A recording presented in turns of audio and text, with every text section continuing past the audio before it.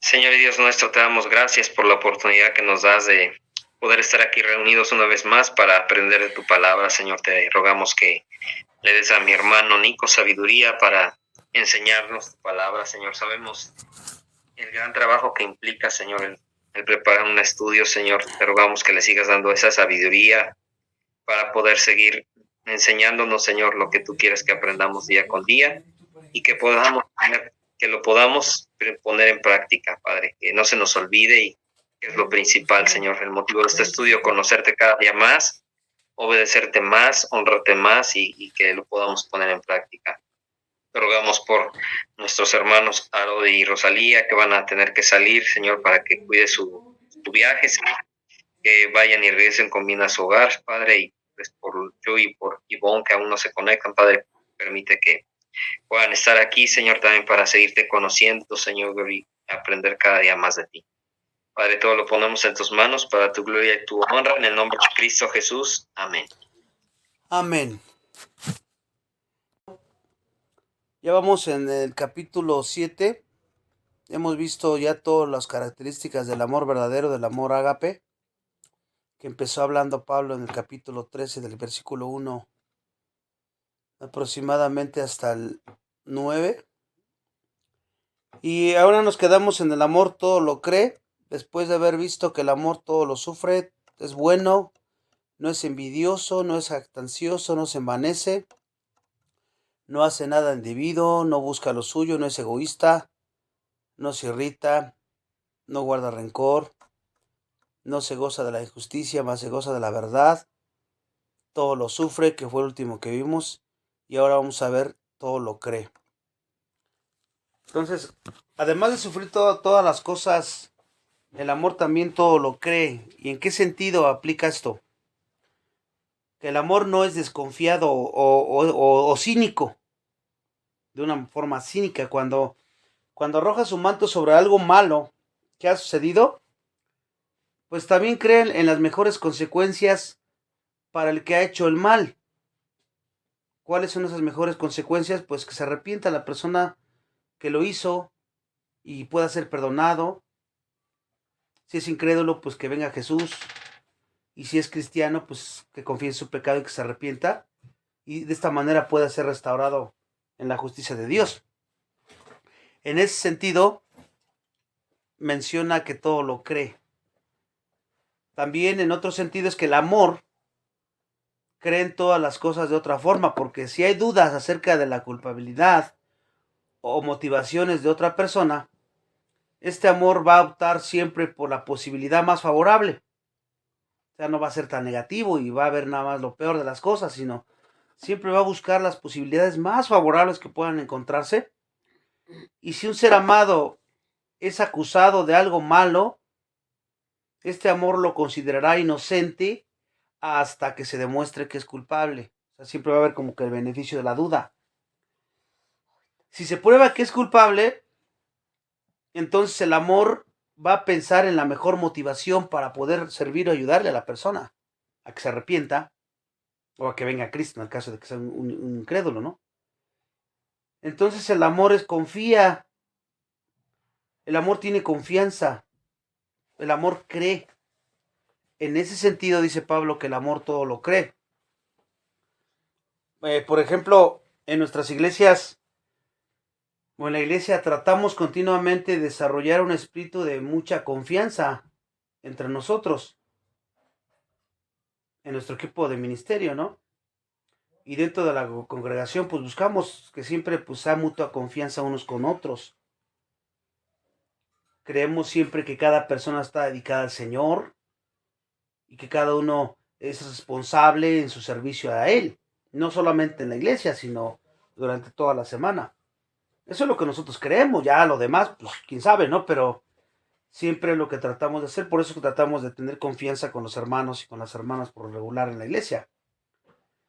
También creemos que cada persona vive, pues está en constante comunión con Dios y estudiando la palabra de Dios y pues está haciendo lo que tiene que hacer, ¿no? Y cuando alguien falla, como a veces puede suceder que alguien te hiera, alguien te lastime o alguien haga el caso, alguna cosa que no nos gusta, pues entonces nuestro comportamiento, nuestra respuesta sería un deseo de ayudar, a cubrir y ayudar y corregir con amor y con paciencia, ¿no? Con este amor que estamos viendo aquí. No el juzgar, o el criticar, o empezar a hablar, o enojarnos, o alejarnos del hermano o la hermana, sino todo lo contrario, ver la manera de cómo le ayudo. Y cada vez que haya alguna duda, pues preferirnos, dices tú, pues híjole, pues yo siento que tengo una duda sobre este hermano, esta hermana, quién sabe si, pues a veces preferiríamos equivocarnos en lo que favorece más a la persona, ¿no? Y desear que pues estemos equivocados nosotros, que sea pura apariencia o pensamiento de nosotros. Esa es la forma práctica en que este amor también se muestra en la congregación en el caso de nuestro servicio.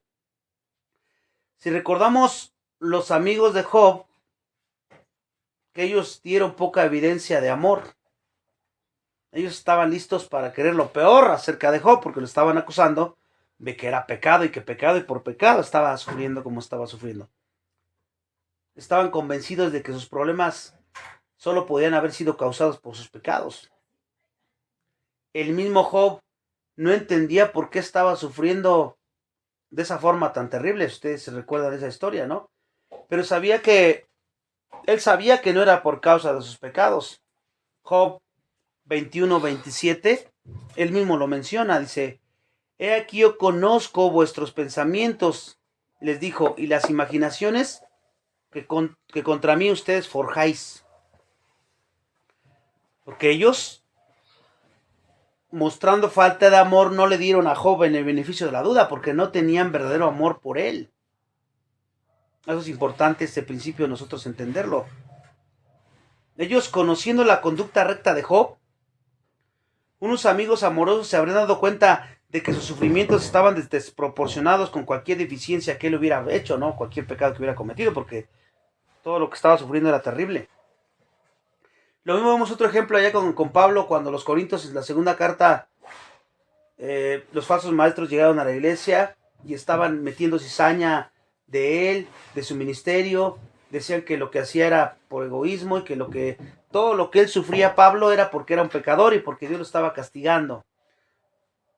Los corintios lo conocían de antemano, estuvo 1 año y medio con ellos, mas sin embargo ellos estaban creyéndole a los falsos maestros. Y luego suele suceder en nuestra vida que conoces a la persona, tú la conoces bien como es, y te llega un chisme de esa persona, de ese hermano, y a veces dudamos y a veces creemos más a los chismes de otras personas que conocemos menos, o que por primera vez nos dicen el chisme, y caemos en ese error, como lo estaban haciendo aquí los corintios y en el caso de Job que estamos viendo también aquí.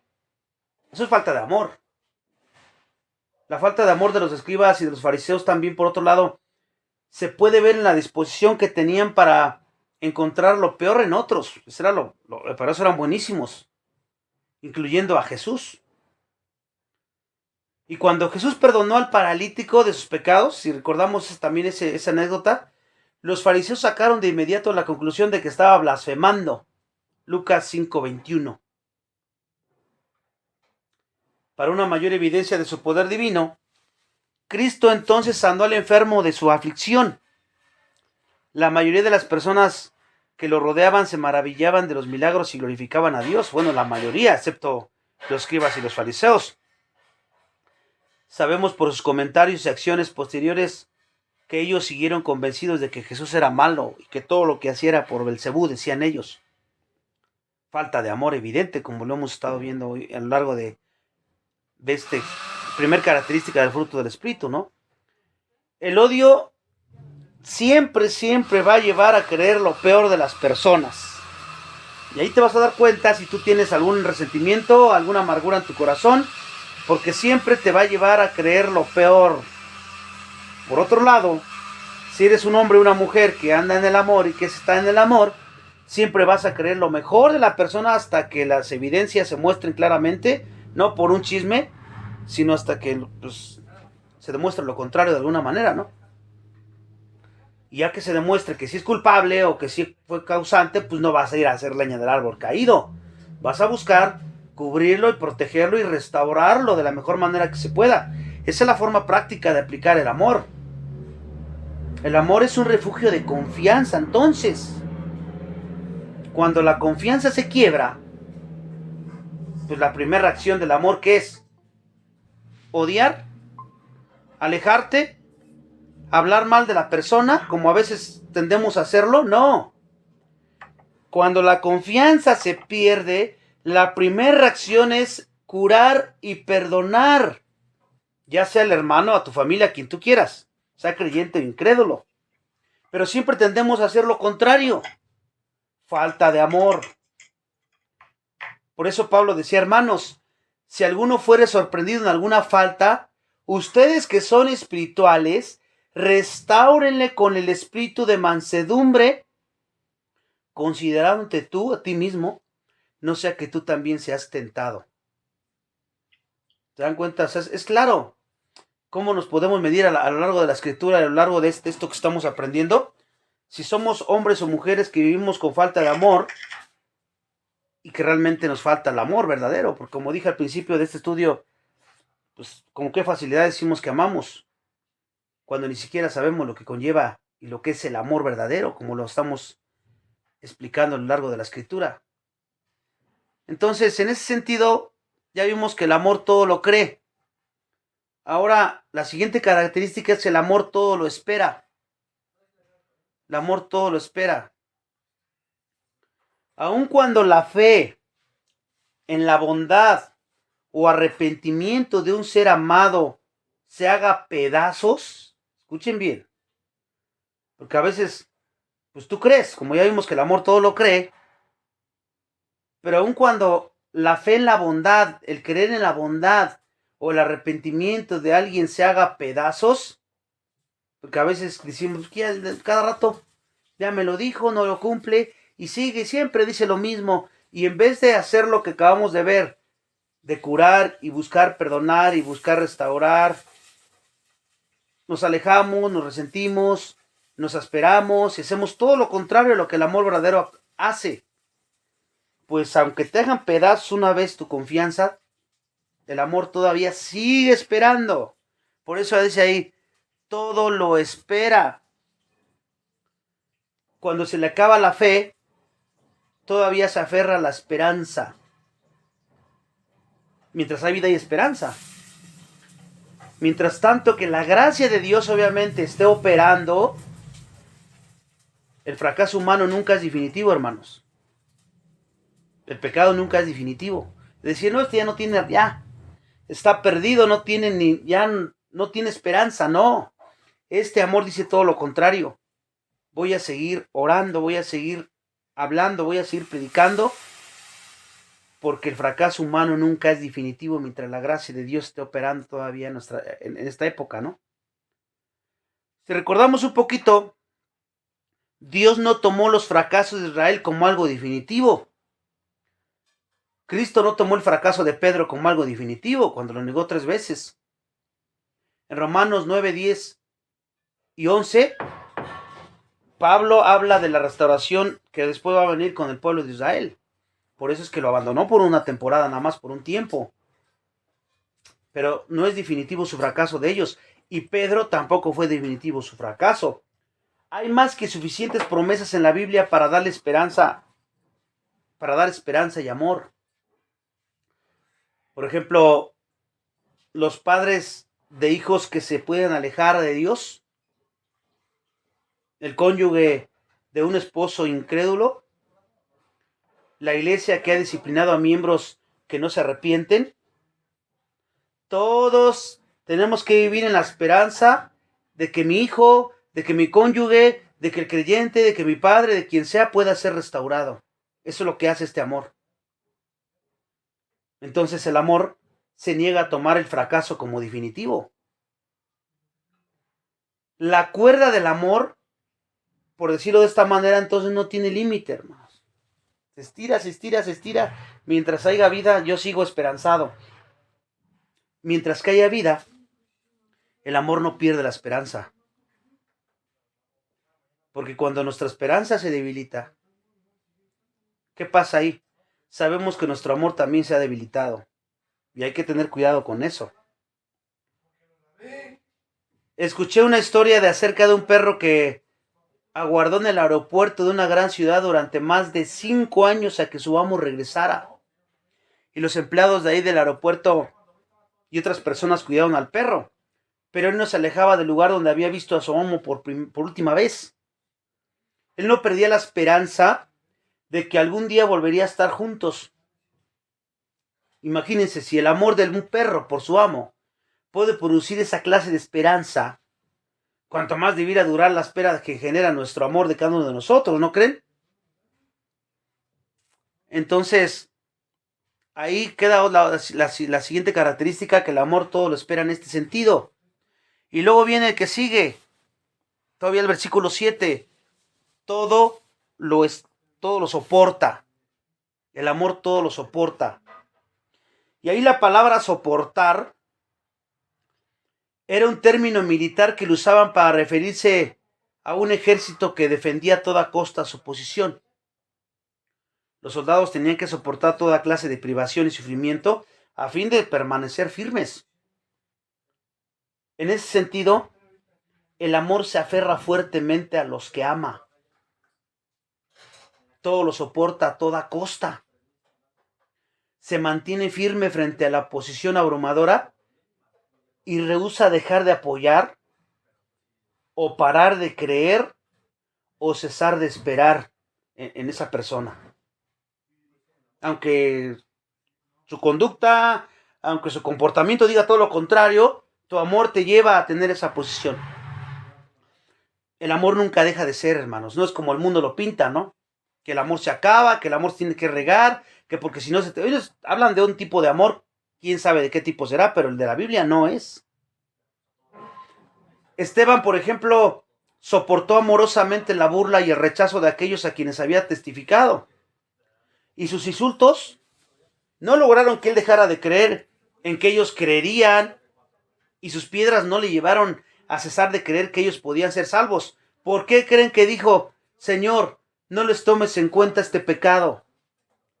Él amaba de esta manera, y aún lo estaban matando a pedradas y él seguía creyendo en que ellos pudieran arrepentirse y pudieran alcanzar la salvación. Hechos 7:60. Como su maestro, que fue Jesús, Esteban, amó hasta el final, incluso a los enemigos que lo aborrecían y lo mataban. Él siguió el ejemplo y las pisadas de su maestro, Esteban. Y así debe ser todo cristiano. El amor todo lo soporta, todo. El amor sufre lo que de otra manera sería inaguantable si no tuviéramos este amor. ¿Por qué creen que los incrédulos muchas veces a la primera de cambio ya están demandando y se odian y no se soportan, no se ven, todo eso? Este amor está escondido en Cristo, solamente lo recibimos a través del Espíritu Santo, por lo tanto ellos no lo pueden conocer porque es sobrenatural. Entonces el cristiano no tiene excusa para no aguantar lo que de otra manera sería inaguantable. Es que ya no puedo más, es que ya no soporto más. No hay excusa para un cristiano verdadero, y esas palabras no aplican para un cristiano genuino. El amor sufre lo que de otra manera es inaguantable. Cree en lo que de otra manera es increíble, porque esperan aquello que de otra manera carece de esperanza, y soporta lo que algo menos que el amor lo abandonaría.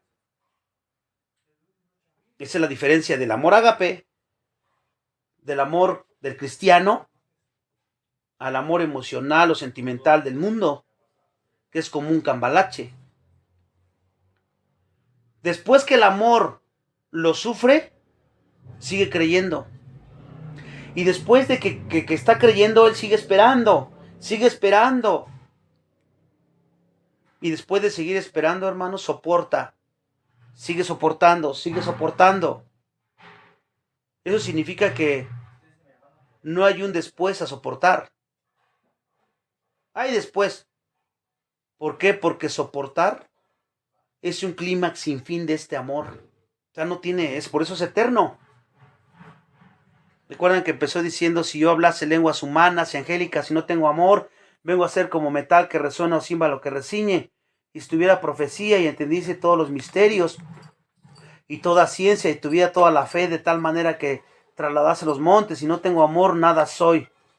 Y si repartiese todos mis bienes para dar de comer a los pobres y si entregara mi cuerpo para ser quemado y no tengo amor, de nada me sirve. Y después empieza a desglosar todas las características del amor que hemos estado viendo a lo largo de esta serie. Entonces, no hay excusa. Si eres creyente, tú tienes este amor. El Espíritu Santo lo derramó en ti.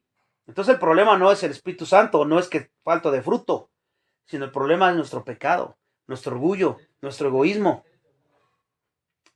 Pensamos más, nuestro enfoque está en nos lastimaron, me hicieron, me dañaron. Todo esto evidencia que tenemos falta de amor.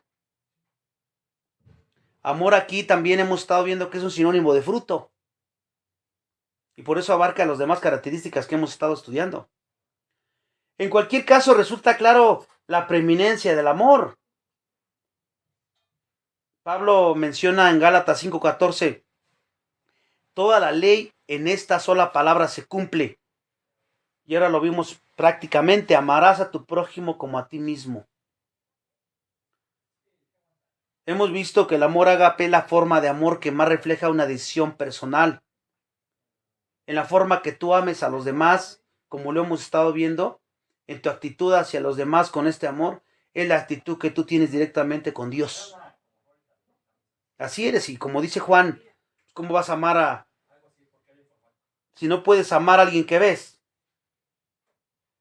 ¿Cómo vas a amar a alguien que no ves? Porque a veces decimos que amamos a Dios, pero no tratamos bien, o no hablamos bien, o no estamos bien con los hermanos que decimos, pero amamos a Dios.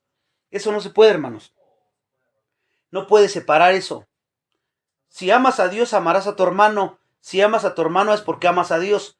No pueden estar aislados esas dos cosas. Eso es imposible. Por eso es que no se refiere a una emoción espontánea, nada más que tengo en un momento un sentimiento agradable por algo que me atrajo de la persona, o porque me gustó su comportamiento, o porque me dio algo, no sé. No estamos hablando de ese tipo de amor, estamos hablando de un servicio dispuesto y generoso, pese al comportamiento de la persona o las circunstancias que nos rodean, porque este amor es eterno, y este amor es el mismo que Jesús mostró al venir a la cruz a morir por nosotros. Romanos 5:8. Dios muestra su amor para con nosotros en que aun siendo pecadores, Cristo murió por nosotros. Entonces, de la misma manera, la decisión de mayor sacrificio que una persona que ama puede hacer es, pues, dar tu vida por tus amigos, como dijo Juan 15:13. Incluso por tus enemigos, como después Jesús dijo. El apóstol Juan expresa la unidad de esas dos verdades en su primera carta, cuando dice, en esto hemos conocido el amor, en que Él puso su vida por nosotros. No habría manera de haber conocido el amor encarnado. Él vino a la tierra. Y también nosotros debemos poner nuestras vidas por los hermanos, dice primera de Juan 3:16. Sin embargo, el amor es puesto a prueba mucho antes de ser llamado a ofrecer ese sacrificio supremo. Porque luego dice Juan, el que tiene bienes de este mundo y ve a su hermano tener necesidad y cierra contra él su corazón, ¿cómo mora el amor de Dios en él? Si tienes rencor, amargura, que se evidencia en hablar mal de las personas, que se evidencia en rechazo a las personas, y tal vez no externo, porque externo a veces podemos camuflajear, poner una sonrisa hipócrita, pero tu corazón, que Dios conoce, pues obviamente se da cuenta. ¿Y cómo morará el amor de Dios en ti entonces? Una persona que cree que su amor es lo bastante grande como para sacrificar su vida por algún hermano en la fe, porque podemos decirlo, no, yo sí estoy dispuesto a dar la vida y todo, pero no nos ayudamos como lo hemos estado viendo, o no amamos de la forma que hemos estado viendo, y no estamos en su mayor necesidad de ese hermano o esa persona, solo nos estamos engañando a nosotros mismos. El verdadero amor ágape es una evidencia segura de la salvación. Es una de las más seguras. Si tú vives así como lo acabamos de ver a lo largo de todo lo que hemos estado viendo hasta aquí, no puedes dudar de tu salvación porque es seguro. Porque es el fruto, es la primera característica que el fruto está evidenciando. Por eso primera de Juan 3:14 dice, nosotros sabemos que hemos pasado de muerte a vida, en que amamos a los hermanos. Ya vimos todo lo que conlleva amar. Todo aquel que ama es nacido de Dios y conoce a Dios. Entendemos más ampliamente lo que está diciendo ahí Juan. Y en ese mismo orden de ideas, como Juan lo aclara en repetidas ocasiones en la misma carta, mantener un espíritu no amoroso hacia otro semejante, hacia otro cristiano, y ya vimos cómo es mantener un espíritu no amoroso, las actitudes que tenemos, que hemos estado viendo, pues es suficiente razón para que tú dudes de tu propia salvación, porque es una evidencia que tienes que tener mucho cuidado. Jesucristo es el ejemplo supremo de esta vida suprema, de esta virtud suprema. No fue solo el amor del Padre, sino también su propio amor lo que llevó a Jesús a poner su vida por nosotros, porque Él voluntariamente vino, no lo obligó el Padre. Su sacrificio de sí mismo es la demostración máxima del amor que da la vida por sus amigos. Y además, antes de realizar el sacrificio supremo, Él demostró esa misma clase de amor abnegado de muchas otras maneras. ¿Se acuerdan cuando al ver a Jesús a María la vio y los demás estaban llorando a causa de la muerte de Lázaro? Él también lloró. Juan 11, 33, 35. Ahí está la historia. Pero fíjense, Él no se afligió por el hecho de que Lázaro hubiera muerto, porque usted sabía que lo iba a resucitar. De hecho, Él se había propuesto llegar a Betania, donde había muerto tras la muerte de su amigo querido. Se tardó más de 3 días. Y lo hizo a propósito. ¿Por qué? Porque lo hizo con el fin de demostrar su poder para levantar a las personas de la tumba, porque los judíos pensaban que a 3 días pues todavía podía revivir la persona. Eso era lo que pensaba en su tradición. Él se tardó más a propósito para que vieran y mostraran su poder de que realmente estaba muerto Lázaro y que realmente lo había levantado de la tumba. Pero Jesús, ¿por qué lloró? Entonces, Jesús lloró a causa de la gran destrucción y la miseria humana que es ocasionada por el pecado. Ese era el por el cual Él lloró, cuya paga final, ¿cuál es? Siempre es la muerte. Él estaba viendo las consecuencias del pecado ahí a través de la muerte de Lázaro. Qué destrucción y qué miseria humana ocasiona el pecado. Por eso para los creyentes, el amor no es una opción. Este amor que estamos viendo es una orden, es un mandato. El apóstol en Efesios 5:2 dijo, andad en amor. Ahí está el verbo andad, es imperativo y debe de ser continuo. Andad continuamente en amor, como también Cristo nos amó y se entregó a sí mismo por nosotros, ofrenda y sacrificio a Dios en olor fragante. ¿Se dan cuenta? Ahí vemos el mandato. No obstante, el mandato pues, no puede cumplirse aparte del Espíritu Santo, porque es la fuente y todas las demás manifestaciones del fruto espiritual. Por eso se lo dice a cristianos que ya tienen al Espíritu Santo. Pablo explicó a los creyentes en Roma que el amor de Dios ha sido derramado en nuestros corazones por el Espíritu Santo que nos fue dado. Romanos 5:5. Y fue por ese amor en el Espíritu que dio gracias por los creyentes en Colosas. Colosenses 1:8 lo menciona. Recuerden que estamos viendo el fruto del Espíritu y estamos viendo uno por uno. Ahorita aquí terminamos el amor, que es la primera, porque de ahí se desprende todo lo demás. Si tú no andas en este amor, no puedes brincarte a tener gozo, paz, mansedumbre. No puedes brincarte, o sea, tienes que estar viviendo este amor porque de ahí se desprenden las otras características. Y por eso me alargué un poquito para que entendiéramos bien y por eso me fui a 1 Corintios, para que entendiéramos un poco más esta primer característica del amor. Y ahora, de aquí vamos a ir a donde están los frutos del Espíritu para continuar con el gozo. Vamos ahora a hablar del gozo. Gálatas 5, 22, 23. Habiendo entendido claramente lo que es el amor en la práctica, entramos al gozo, que es la segunda manifestación del fruto del Espíritu. Aquí gozo se emplea unas 70 veces en el Nuevo Testamento y siempre significa un sentimiento de felicidad basado en realidades espirituales, no basado en realidades terrenales. Porque a veces nosotros como cristianos llegamos a confundir el gozo con la felicidad que el hombre conoce, que es sin problemas.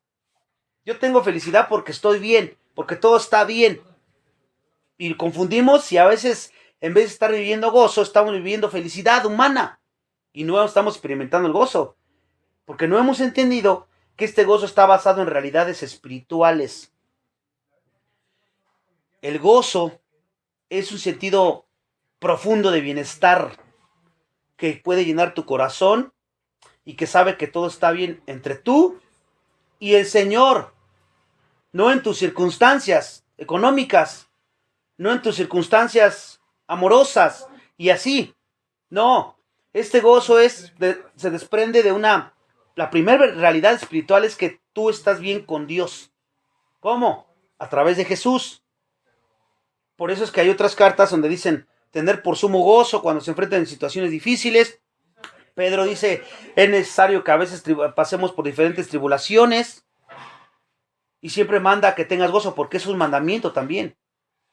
¿Por qué es un mandamiento? Pues así como el amor es un mandamiento, el gozo es un mandamiento, porque si tienes tu relación con Dios bien, tú eres cristiano, cristiana, pues tú no tienes por qué no tener gozo, a menos que estés enfocado en las cosas de la tierra y creas y estés buscando el gozo en las cosas terrenales, porque ojo, si tú buscas el gozo en las circunstancias de abajo o en las personas que somos pecadores todos y podemos defraudar unos a otros, aunque seamos hermanos, aguas, no lo vas a encontrar ahí. El gozo está en tu relación con Dios. El pecado te puede robar el gozo. Entonces, no es una experiencia que venga como resultado de circunstancias favorables, ni siquiera una emoción humana creada por estimulación divina. Este gozo es el don de Dios para cada uno de nosotros. Nehemías 8:10 dice, el gozo de Jehová es vuestra fuerza. ¿Se dan cuenta? La primera realidad espiritual. ¿Por qué les digo que el pecado, cuando tú andas en pecado, pierdes el gozo? ¿Por qué? Porque cortas la fuente. Tu relación con Dios está mal. Cualquier que sea tu pecado. ¿Y cómo se restaura? Pues tienes que arrepentirte del pecado, alejarte del pecado y entonces sigue fluyendo la fuente. Tu relación se restaura. Por eso ahora podemos entender por qué David dijo, cuando pecó, pecó con Betsabé, la esposa de Urías, lo manda a la guerra, se muere, etcétera, y después él no sufría muchísimo. Un salmo dice que sus huesos se le estaban carcomiendo. Y él le decía a Dios, devuélveme el gozo de mi salvación, porque él sabía cuál era el problema. Contra ti he pecado. Sabía cuál era el verdadero problema. El gozo es parte de la naturaleza misma de Dios y de su espíritu que se manifiesta en nosotros, como sus hijos.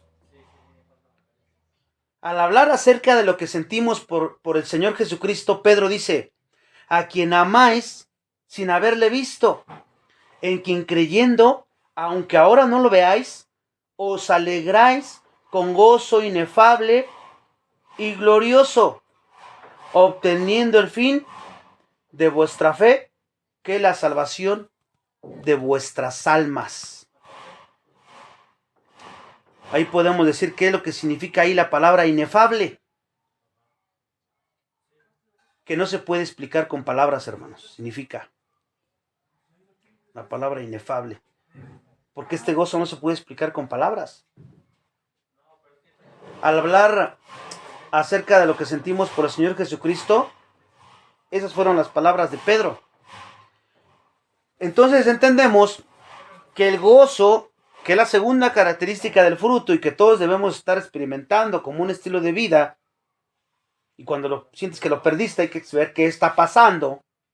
Si es pecado, arrepiéntete y camina, o reconcíliate, no sé cuál sea, o falta de conocimiento podría ser.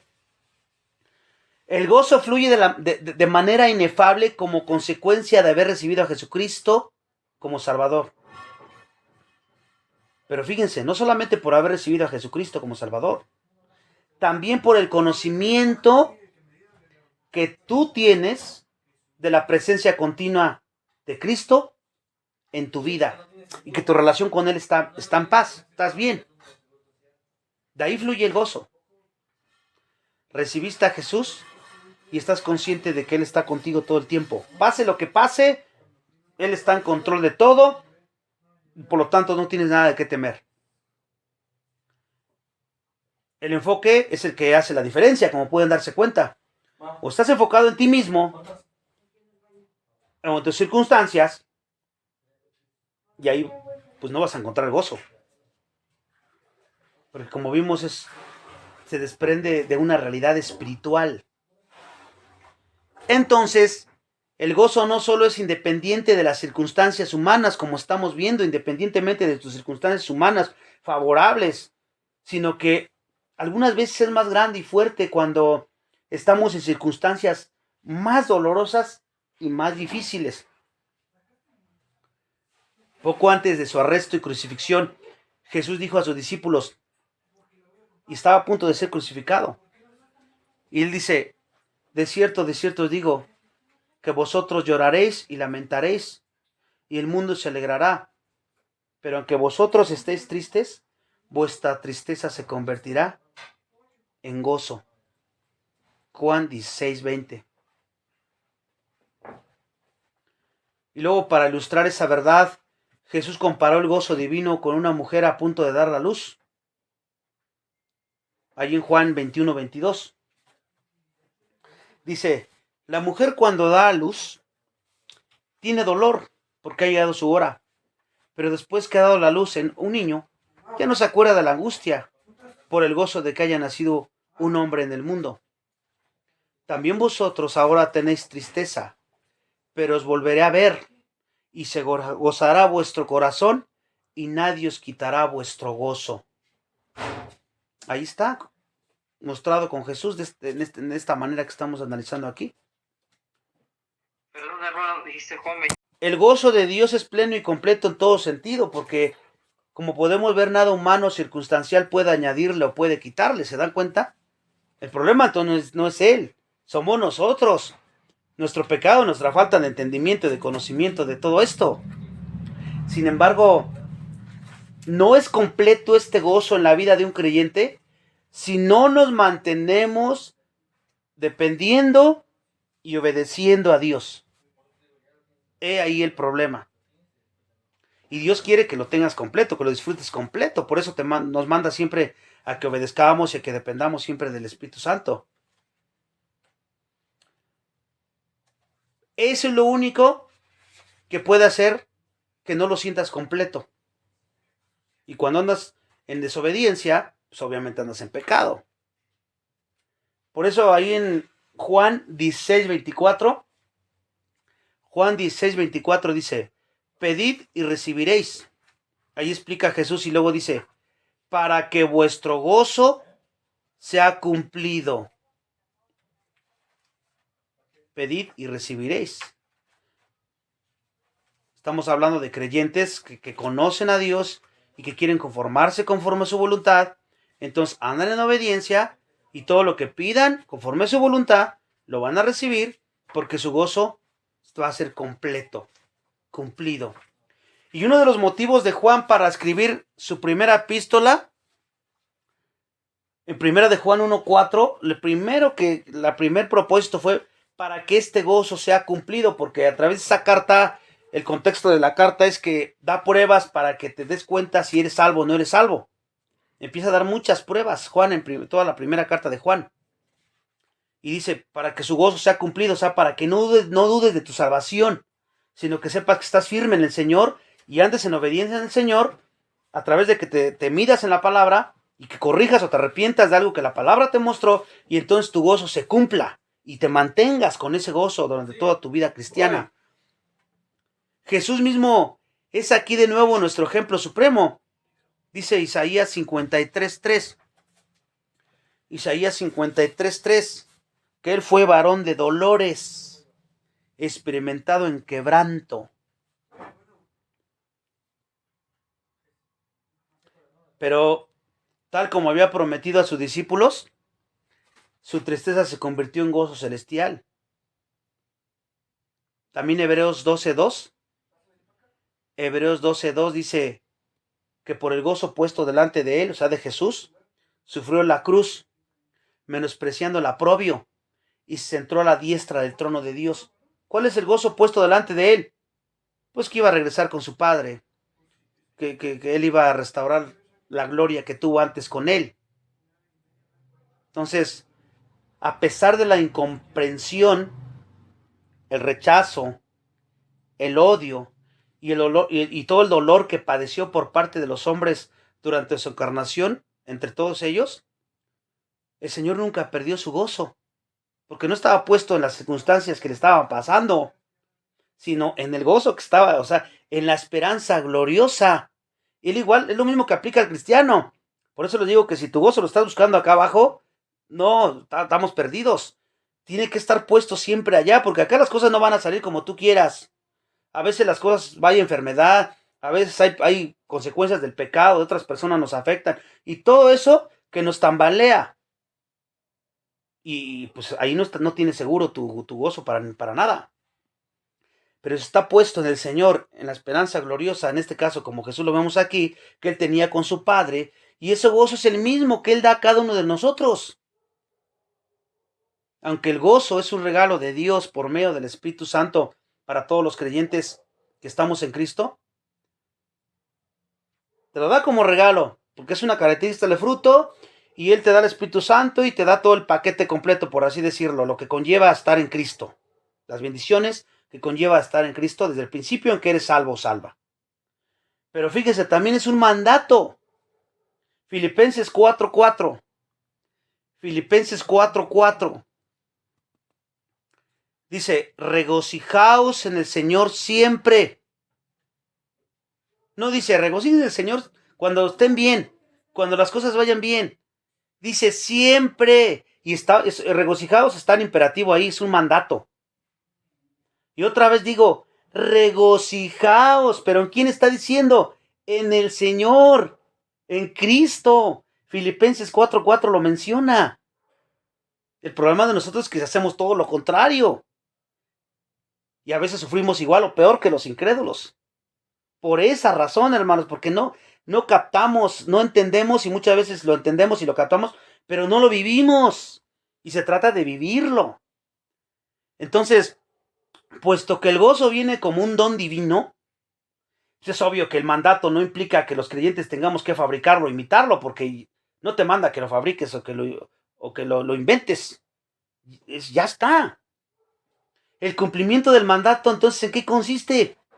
Consiste en aceptar y disfrutar con gratitud esta gran bendición que ya posees. Porque a veces oramos, ay Señor, dame gozo en esta situación, o dame amor para mis hermanos. No puedes pedir eso, porque eso ya lo tienes si eres creyente. Lo que tienes que pedir es que te dé sabiduría para que lo apliques. ¿Y qué significa eso? Pues que tengas la sabiduría para que tú apliques lo que sabes en los momentos oportunos, en los momentos que tiene que ser, no antes ni después, porque ya muchas veces pecamos y hasta después nos damos cuenta y ya queremos aplicarlo. No, eso es cuando pides sabiduría a Dios. Por eso Jesús dijo, más bien Pablo dijo en Romanos 14:17, Romanos 14:17 dijo, porque el reino de Dios no es comida ni bebida, sino justicia, paz y gozo. ¿En quién? En el Espíritu Santo. Romanos 14:17. Por eso es su mandato. te manda que lo vivas. Y luego viene la paz. Paz, que es la tercera característica del fruto. Ya vimos el amor, ya vimos el gozo en una forma práctica. Un poquito lo hemos desglosado para entenderlo un poquito mejor. Y luego viene la paz, que va unada al gozo.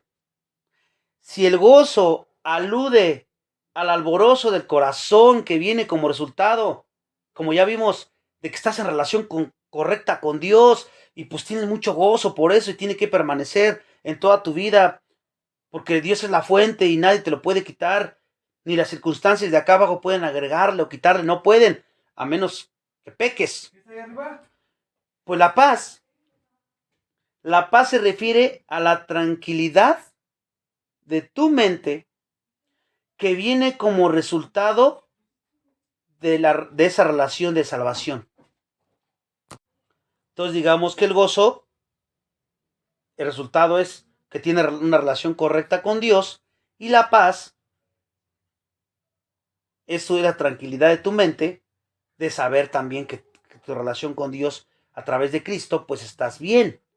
Entonces la forma verbal aquí tiene que ver con juntar cosas y se refleja la expresión moderna, tener los asuntos en orden, por decirlo de otra manera, la paz. Pero aquí estamos hablando de asuntos espirituales en orden, no de acá abajo, porque luego nos vamos a la tierra. Espirituales. Y todo se encuentra en su lugar, tal como debería de estar, por Jesús, porque Él lo hizo. Y así como el gozo, la paz no tiene relación alguna con tus circunstancias. Otra vez, lo recalco mucho. Nosotros sabemos, y la Biblia lo dice, que los que aman a Dios, todas las cosas le ayudan a bien, ¿verdad? Esto es a los que conforme a su propósito son llamados. Romanos 8:28. Y muchas veces lo sabemos hasta de memoria.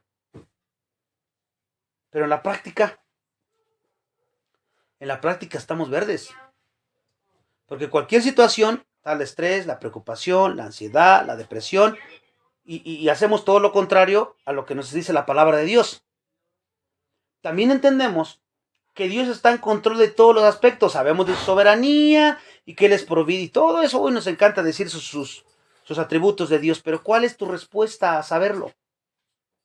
¿Cómo respondes en esas circunstancias, en esas pruebas que no son tan agradables? ¿Cómo respondes al saber esas cosas? Si la teología es práctica, pues entonces tienes que haber una respuesta. Puesto que Dios está en control de todos los aspectos de la vida de un creyente, el aspecto que podamos nosotros tener de las circunstancias, desde un punto de vista humano, pues entonces es irrelevante, hermanos. O sea, no importa lo que tú pienses de las circunstancias que te están aconteciendo, ¿por qué te enfocas en eso? Lo importante es que las circunstancias son de Dios y que Él está ahí en todo tiempo y que tiene control de las cosas en todo tiempo. Si se da, si no se da, si estoy bien, si estoy mal, si tengo, si no tengo, eso es irrelevante. Pero entonces, ¿por qué me enfoco en eso? Pues porque me falta entender y me falta comprender y me falta obedecer. Por esa razón Jesús pudo decir de manera incondicional a quienes confiaban en Él. ¿Se acuerdan cuando les dijo, no se turbe vuestro corazón? Juan 14:1. Y un salmo dice, ¿por qué te turbas, alma mía? No existe una sola razón para que un creyente caiga presa de la ansiedad o el miedo, hermanos, entendiendo y andando en esto como creyente genuino. No existe. ¿Por qué te turbas, alma mía? Espera en Dios. Jesús fue el príncipe de paz, tanto en el sentido de que es un ser lleno de paz supremo, como es en aquel que dispensa su paz a quienes, a los suyos. ¿Se acuerdan cuando dijo, esta es mi paz que os dejo, mi paz os doy? Mi paz no es como la que el mundo la da. A esto se refería. A veces lo sabemos esas citas, pero no las entendemos. Aún el ser confrontado con Satanás cara a cara, después cuando el Espíritu lo llevó al desierto, después de que fue bautizado, Jesús tuvo paz perfecta. ¿Por qué? Porque sabía que su Padre Celestial estaba con él todo el tiempo y haría provisión perfecta de todas sus necesidades. Y eso aplica para ti y para mí también, hermanos. Ahí fue, eso pasó en Mateo 4, del 1 al 11, está la historia cuando se fue al desierto. ¿Se dan cuenta por qué el gozo y la paz se desprende de verdades espirituales? Y eso nunca se nos debe de olvidar. Dios siempre tiene en control todo. Dios siempre nos va a proveer todas nuestras necesidades. Y va a ser en su tiempo de Él. Si conforme su voluntad. No conforme yo diga, como yo quiera. Porque si estás en ese sentido, vas a estresarte, vas a preocuparte, vas a caer en ansiedades, te vas a ir hacia abajo. Tu vida espiritual va a estar tambaleando todo el tiempo. En su propia paz perfecta, la que Él transfiere a sus discípulos. Juan 14, 27 es la que les dije que la paz os dejo, mi paz os doy. Yo no la doy como el mundo la da. Juan 14, 27. Y dice, no se turbe vuestro corazón y tengan miedo. Y luego en Filipenses 4:9, Filipenses 4:9 dice, lo que aprendisteis y recibisteis y oísteis y visteis en mí, esto haced. Ahí dice Pablo. ¿Y cuál va a ser la consecuencia de lo que recibimos hoy y lo que oímos y lo que vemos en la palabra de Dios y lo hacemos? Dice, sigue diciendo Pablo, y el Dios de paz estará con vosotros. Esa es la condición. No esperes brincarte, el obedecer, el andar como Jesús, como un estilo de vida y tener paz. Tú, contigo y con los demás. Eso no se puede. Entonces, si nosotros tenemos al Dios de paz en nuestros corazones, a través del Espíritu Santo, que ha derramado su amor en nosotros, los creyentes, no necesitamos para nada estar afanosos por nada, por ninguna cosa que el mundo te pueda ofrecer. ¿Por qué? Porque tenemos la paz de Dios, la paz que sobrepasa todo entendimiento, la cual guardamos en nuestros corazones y nuestros pensamientos están siempre en Cristo Jesús. Eso es bien importantísimo también. ¿Dónde está tu corazón? ¿Dónde están tus pensamientos? ¿Cuáles son tus prioridades? ¿Dónde está tu ocupación principal en la vida? ¿Cuál es tu prioridad? Si está acá abajo en la tierra, no esperes tener paz ni gozo. Si está enfocada en el reino de los cielos, se va a dar solito, hermanos, porque esa es la promesa de Dios. Entonces, entendiendo esta tercera característica del fruto, ya vimos el amor, el gozo, la paz, pero en la práctica, el siguiente estudio vamos a continuar con la paciencia. Otro que también batallamos, la paciencia. Porque a veces la primera vez que escuchamos y no sabemos, tenemos falta de entendimiento y conocimiento, no tenemos discernimiento mucho, pues es lógico pensar, primero que el fruto son 7 frutos, pero no, nada más es uno, con 7 características. Y luego pensamos y nos medimos ante esas y decimos, bueno, si son 7 frutos, a ver, amor, gozo. No, yo tengo este y tengo este. No, me falta este. Como si Dios te hubiera dado una parte nada más. Y entonces nos consolamos nosotros diciendo, no, pues le voy a echar ganitas para que logre tener este y este y este. No, Dios ya te dio el fruto completo. No tienes que orar por pedirlo, para pedirlo. Porque a veces también nuestras oraciones están mal. Pedimos cosas que ya tenemos. Y eso evidencia nuestra falta de discernimiento, nuestra falta de conocimiento de la Biblia. Entonces, hasta aquí vamos a terminar. El siguiente vamos a hacer paciencia, si no nos lo permite. Y vamos a orar. Padre, te alabamos, te glorificamos, te damos toda la gloria y toda la honra a ti. Y como siempre, lo primero que hacemos al ser confrontados con tu palabra es pedirte perdón. Porque sí hemos pecado muchas veces y no hemos andado en tu gozo, no hemos andado en tu paz. son mandamientos y hemos caído, hemos pecado, esa es la verdad. Caemos en ansiedades, en frustraciones, en depresiones, y a veces buscamos las cosas de la tierra y se nos olvida lo que tu Hijo Jesucristo dijo. Busca primero el reino de Dios y todo lo demás se dará por añadidura. No busquéis hacer tesoros en la tierra, sino hacer tesoros en el cielo. Y se nos olvida tan fácil, porque somos débiles, porque nos falta mucho por madurar. Ayúdanos, por favor. Tú sabes lo débiles que somos y lo pecaminosos que aún podemos llegar a ser. Te pedimos que tú siempre obres y que a través de este entendimiento de tu palabra tan claro que nos has dado, nos des sabiduría, porque tu palabra dice que esa sí te la podemos pedir. Que nos des sabiduría porque nos falta muchísima.